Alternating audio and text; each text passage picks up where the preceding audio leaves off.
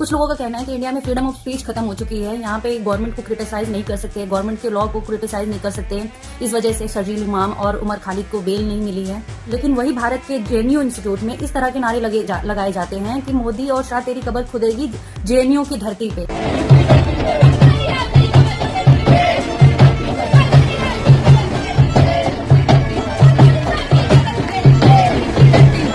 ये किस तरह का फ्रीडम ऑफ स्पीच खत्म हो रहा है कि आप एक पीएम और एक गृह मंत्री के बारे में इस तरह से खुलेआम नारे लगा रहे हो और फिर उसके बाद कहते हो कि आपकी हमारा तो फ्रीडम ऑफ स्पीच ही नहीं है। और ये नारे इसलिए लग रहे थे क्योंकि शर्जील इमाम और उमर खालिद को बेल नहीं मिली है। आप किस बेस पे बेल मांग रहे हो? इन लोगों ने क्या काम किया आपको पता नहीं है?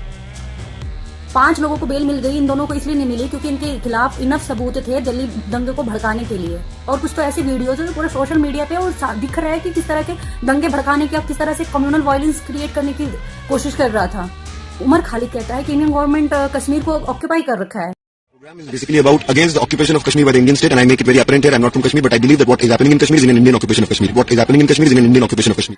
कश्मीर की आजादी चाहिए। शर्जील इमाम कहता है कि हम चिकन नेक कॉरिडोर को कट करके हम 7 सिस्टर को अलग कर देंगे भारत से। हमें 5 लाख लोग हमारे पास हो ऑर्गेनाइज्ड, तो हम हिंदुस्तान और नॉर्थ ईस्ट को परमानेंटली कट कर सकते हैं। पर हम परमानेंटली नहीं तो कम से कम 1 महीने तक कर ही सकते हैं। मतलब इतना मवाद डाले पटरियों पर, रोड पे, तुमको हटाने नहीं कोई लगे, है कि नहीं? जाए एयरफोर्स से असम को काटना हमारी जिम्मेदारी है। असम और इंडिया कट के अलग हो जाए, दिल्ली और जितने भी जो भी यहाँ सप्लाई जा रहा है बंद करो, और बंद कर सकते हैं क्योंकि चिकन नेक्स्ट मुसलमानों का है। वो जो इलाका है मुस्लिम अक्सरियत है। इस तरह की बात करने वाले लोगों को बेल मिलनी चाहिए।